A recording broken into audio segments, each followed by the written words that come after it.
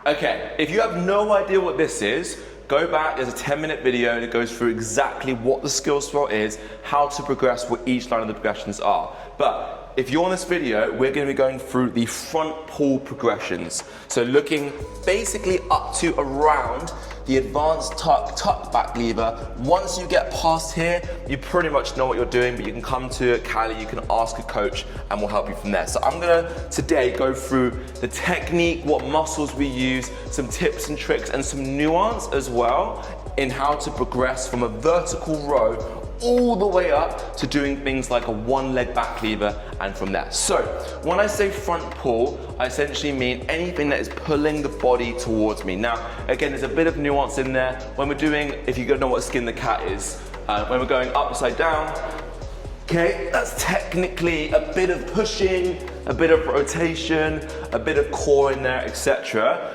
But for the sakes of this video today, we're going to basically be working on the skin the cat progression and also the pulling and the row progression. So, first thing we're going to be doing is called the vertical row. Now, in calisthenics, we can't add weight. You can get a weighted vest, but a lot of you guys are training from home, you're training in the gym, and if we pan around in the gym, there isn't many weights in the gym, right?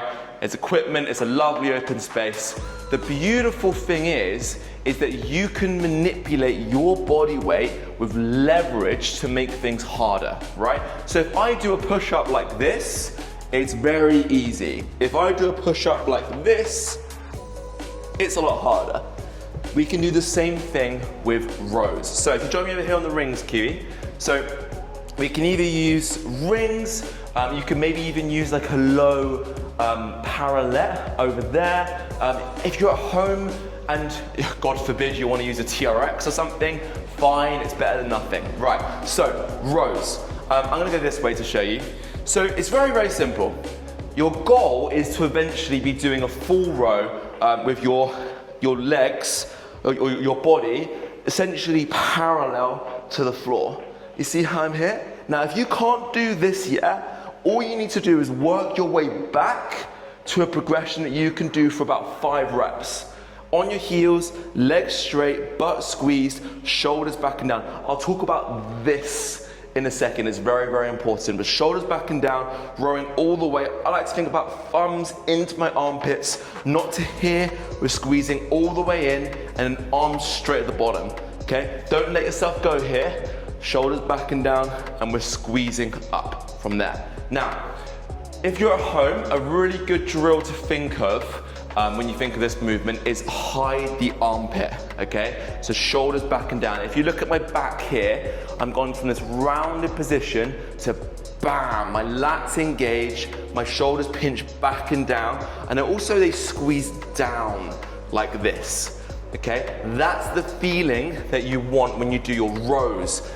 In a way, you'll skin the cats, and again, I'll go through some stuff there and I'll give you guys some tips, but especially when we're talking about vertical rows and rows, that's the feeling that you want to get, okay? So it's really simple.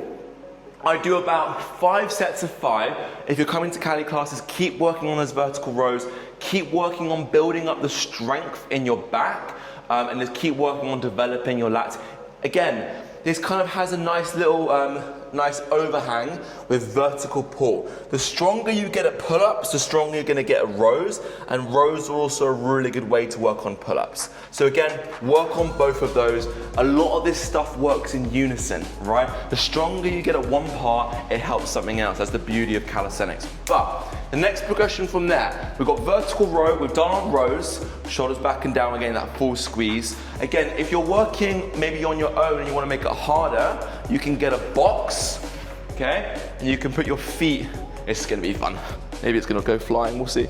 Oh, a bit of balance, okay? So you can keep your legs as straight as you can, and we can go from here, right? And obviously if the box isn't gonna fall over like this, but we can try and get the box further away, keep the legs straight, and get more of that pressure into your back, and essentially taking leverage away from that to make it harder, if that makes sense. So, jump to invert. Let me bring these rings a little bit higher. So what we're doing with a jump to invert is this may be the first time that you go upside down. Maybe you've been working on some handstand progressions because you saw people doing it on the beach and you're like, I want to do calisthenics, that looks amazing. Why is everyone so jacked and why is everyone's shoulders so healthy and lovely? Good, you're in the right place. So, jump to invert. What that essentially means is we're going to jump up, so not using our strength, but mainly using momentum to get ourselves upside down. Let me show you what that looks like. So we're going to jump and go upside down in this position here, okay? And you're just going to chill and hold here. So this is essentially, again, like I said, your first time going upside down. There are two ways to do this. You can either jump to invert, or a really nice way that some of the coaches teach to do this is you have the rings in front of you, you go to the side, you push yourself through the rings, you start here, and then you can go the other way up. So you jump up, think about tucking in with your knees, rounding your shoulders, bam, and we get to it from there. So both ways, you're upside down. Now, if you watch that Skill Swell progression video, you would have seen you haven't got to do 3 reps for that. Once you've got upside down, you've unlocked that. Work on to the next one, because now is where the fun begins. This is where the shoulder healing stuff comes. The skin the cat was the first movement that I did back when I was in my early 20s and I was broken from powerlifting. I broke British records in powerlifting. My shoulders were ruined. My knees were absolutely destroyed. My back was ruined. The skin the cat taught me that, hey, we used to swing from trees, right? We weren't built for doing this, and we weren't built for making it even worse by just doing this and this over and over and over again. So the skin the cat forces you to work through this lovely full range of motion, and what it does is it gets the strength and mobility in your shoulder girdle, and that is the best thing that you can do for your shoulders. The stories that we have at Cali about healing people's shoulders, it's just another thing now. It's just people come in, they get stronger, bam, it happens. So if we look at the skill swell, Kiwi, we can see that we've done the vertical row, we've done the row, we've done the jump to invert. Partner row, we'll go through that in a second, but then we got the half skin the cat. Let's go through partner row really quickly now. I'm gonna take this off Kira so we can do this as a partner exercise, okay? So let me set that up so we can see it. Partner row, really simply, is Kira's gonna go up on the rings. Give them away, Kira, you've been behind the camera all day. Okay, so we've got the partner row. So Kira's gonna be here. She's thinking about shoulders back and down. We want that nice horizontal body position, but we're gonna need a partner, right? And luckily I'm here. And she's gonna put her feet up on me like this, okay? Now show me bad form, Kiwi. Okay, so notice the hips. The hips drop, and also look what happens to her shoulders. Her shoulders automatically go up to her ears. You're gonna be ruining the mic right now. Okay, so let me swap you around. Oh. Okay, but now we want to think about glutes squeezed, hips up, shoulders back and down, rowing all the way up. Bam! Look at that, beautiful. Let's see 3 reps, Kiwi. So 1, 2, and 3, and then let them down slowly. Don't just let go there. Okay. So 3 nice partner rows all the way up. Bam! That's the progression done for that one. So if I give this back to you, Kiwi. Now we can work on the half skin the cat. So the reason why we put partner rowing before the half skin the cat is we've noticed that a lot of people just go, they're getting upside down, they're like, I just don't know what to do.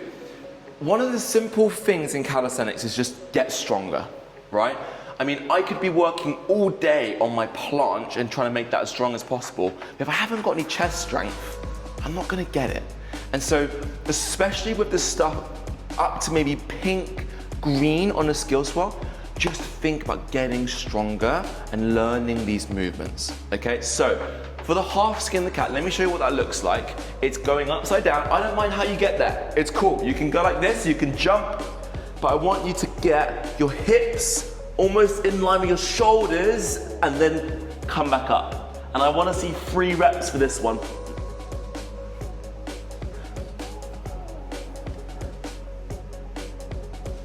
Okay? And again, I don't mind how you come down. Woo, it's gonna be long, okay? So, you see how I came down to about halfway and I squeezed back up. Now, I see people all the time doing this and they're like, it's almost like their legs shake and they're like, how do I get back up? And then they fall back down. The way that you do that is, people want to think about pulling in the arms like this.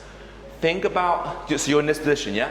Think about rounding your shoulders. Watch my hands. I'm not going to do anything in my arms. They already come through. Now what's bigger? These or this? Use the bigger muscles. Use the shoulders, use the chest, use the core. Another good drill, tuck the chin. By tucking the chin, you automatically suck your whole upper body in, and that's what's gonna give you the force to come out of that bottom position, because it's gonna be really important for the next one. So now we're getting into pink. Whoa, love it. So German hang, okay? Don't tell me why it's called German hang, Kiwi. It's not nice. If you want to know why it's called German hang, give me a message. It's not nice. I'll show, or look it up on Wikipedia. So maybe we should change the name. Yeah, it's like skin the cat. This whole progression line is not a very nice name. Skin the cat, German hang. I know. I think we need to shake things up a little bit. What did Brian used to call it? Peel the banana. Peel the banana. Yeah. There you go. So put that on there. Skin the cat. So German hang essentially means you probably want to bring the rings a bit higher, because I do want to see some sort of like leg straight or hold at the bottom. All we're going to do is go upside down, and we're going to be here, holding. And I want a 10-second controlled hold. I have no idea if that was 10 seconds, but we're holding at the bottom position. So as low as you can go, best movement you can do for your shoulders. Okay? Again, side note, the things that you do to hurt your shoulders are the things that you could do to get better at your shoulders. It's all about the dose. Okay? So this is why the best thing you can do for your body is progress and get stronger. Because the beautiful thing about calisthenics is as you get stronger, you get more mobile.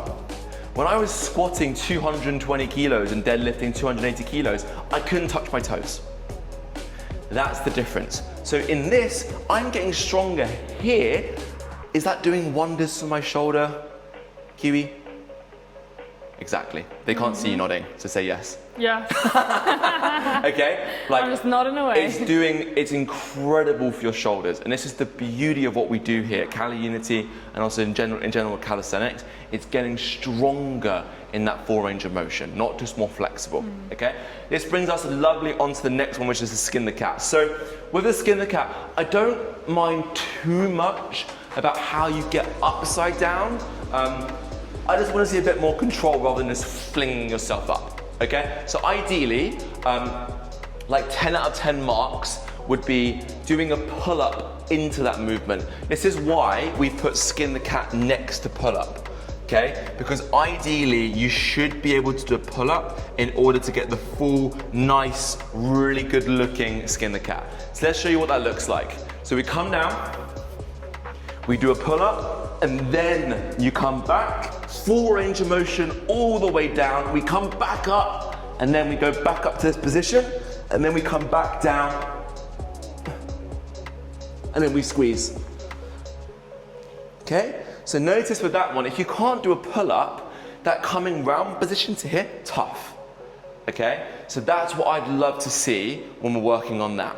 Now, if we look at the rest of the skill swell, I'm going to go through a bit of back lever, I mean a bit of front lever, but I'm going to leave the rest up to you guys to ask a Cali coach or to look on some of our YouTube videos or look at our ebooks, all completely free by the way, just give us a message. This is all about straight arm strength. So back levers, one leg back levers, tuck front levers. As you come over here, you get to, where is it? Oh, that's more of like the front pulling kind of variation, but the rows, etc. But a lot of this stuff is going to be straight arm strength, okay? Fantastic, again, for your shoulders, for your lats, for your chest. A lot of, again, when you think about being strong and very powerful, you think about like a bicep curl, like, oh, people want to put all the weight into their biceps and their triceps. But actually, when you're here, and you can learn to transfer that force into your larger muscles, the strength gains are incredible. So let me quickly go through what a tuck back lever is and also what a tuck front lever is, and then we'll go from there. You should be well on your way to healing your shoulders, getting strong, feeling amazing, happy days. So and doing some cool moves. Yeah, Don't forget the cool moves. And having fun, learning some cool moves. So when you're doing a skin the cat, notice how I was this way and this way. Anything here is front lever territory. Anything here is back lever territory, okay? Now it's really simple. As long as your body is in a horizontal line, same as that row, remember that row? As long as your body is in a nice horizontal parallel line to the floor, you've got a nice lever, right? And levers are all about leverage. Let me quickly explain the tuck, the advanced tuck, because you might not know what that means. So if I lie my back here in like a hollow hold, maybe you've been working on hollow holds, right? This is really easy, yeah? Because this is the distance, okay, between the lever point, okay, and the end point, right? As I do this, it gets a lot harder. My weight hasn't changed, right? I haven't been sweating out anything, nothing's changed. But the leverage that I feel has increased. And we can change that. And what the progressions look like are tuck, advanced tuck, so notice the 90-degree angle, one leg, okay, so either here or here, straddle, my straddle's awful, so it's basically a full, and then full, like that. Those are the progressions. You might also have it's called a half lay, like this, okay? That's one progression between straddle or one leg and full. But as you get to more advanced variations, you'll want to be using that, okay? So what we're essentially doing now is just saying, right, we're in that skin the cat, we've got that full range of motion, I can work through that range. Now, we're gonna see if we can hold in the tuck front lever or hold in the tuck back lever, okay? So let me show you what those look like. You don't necessarily have to do the skin the cat to get into these positions. So for example, tuck front lever, I can just come up and hold here, okay? But this is why I love calisthenics so much. That's the same thing as a row. It's the exact same thing. It's the exact same shoulder position. When you do things like, I don't know if I can still do a bloody full front lever. Okay, been a long day. But when you do like a full front lever, it's the same thing, right? When you're doing a one leg a front lever, when you're doing, say, a full, it's all the same as doing a skin the cat, as doing a row.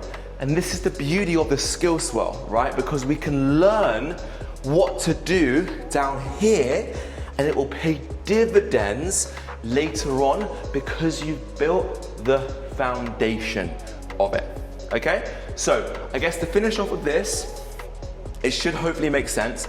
The tuck front lever is as you come around that skin the cat, it's that front position horizontal, and then the tuck back lever is as you come back, horizontal position in that back position. And all you gotta do is just straighten out the positions and go from there. Now, tuck front levers and back levers are a whole other topic. We've actually got a full 15-minute guide of me in front of a whiteboard talking really, really fast again about front levers and back levers.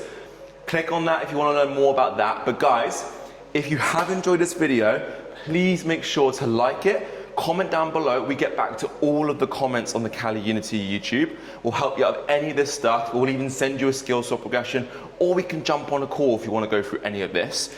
If you know anyone who is wanting to get into training but doesn't want to go to the gym, or maybe they don't like traditional gyms but they want to get strong, they want to heal their shoulders, this is it for them, okay? So share this with them. Maybe they'll see it. Maybe they'll be turned off by me, or maybe they'll be like, oh, this guy's pretty cool, okay? And then from there, we'll go from there. So thank you so much for watching, guys. Hope the skill swell is good for you, and I'll see you guys in the next video.